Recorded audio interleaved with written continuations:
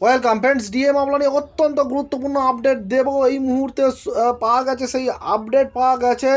এ দুটি বিষয় এখানে কিন্তু মাথায় রাখতে হবে। একটি হচ্ছে আবার কিন্তু জাজ পরিবর্তন হয়েছে, সেই সঙ্গে সিরিয়াল নাম্বার কোথায় আছে সেটাও দেখে নিন। এই দুটো অত্যন্ত গুরুত্বপূর্ণ, কারণ আবার নতুন জাজ এসেছে। তাহলে কি শুনানি হবে নাকি আবার পিছিয়ে যাবে?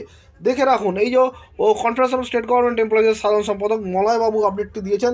দেখুন, আগামী সোমবার 5ই ফেব্রুয়ারি 2024 মহামান্য সর্বোচ্চ আদালতে 11তম শুনানি হিসাবে ডিএ মামলাটি উঠতে চলেছে।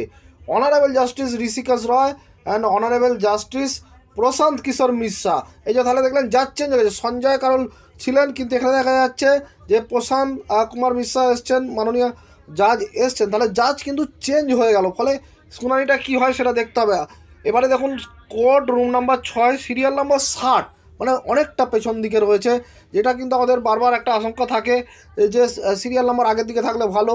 তবে দেখা যাক যে কী হয়। এখন থেকে বলা ঠিক নয় যে কী হবে, তবে জাজ চেঞ্জ হয়ে গেছে, এটা একটা বড় আপডেট আপনাদের দিলাম। এই যে court room number 6 serial number 60 হয়ে গেছে সিরিয়াল নম্বর আপনাদের ডিএ মামলা, যে সিরিয়াল নাম্বার দীর্ঘদিন ধরে পাওয়া যাচ্ছিল না। সেই সঙ্গে জাজও একজন জাজ চেঞ্জ হয়েছেন, ঋষিকেশ রয় বেঞ্চের জাজ যিনি রয়েছেন ঋষিকেশ রয়, কিন্তু অন্য জাজ সঞ্জয় কারোলের জায়গায় এসে প্রশান্ত কুমার মিশ্রা। এই যে conference of state government employees দিয়েছেন, মলয়বাবু এই আপডেট দিয়েছেন। এবারে আমাদের চোখ রাখতে হবে যে বহু প্রতীক্ষিত ডিএ মামলায় ওই দিন শুনানি হয় কিনা। ধন্যবাদ।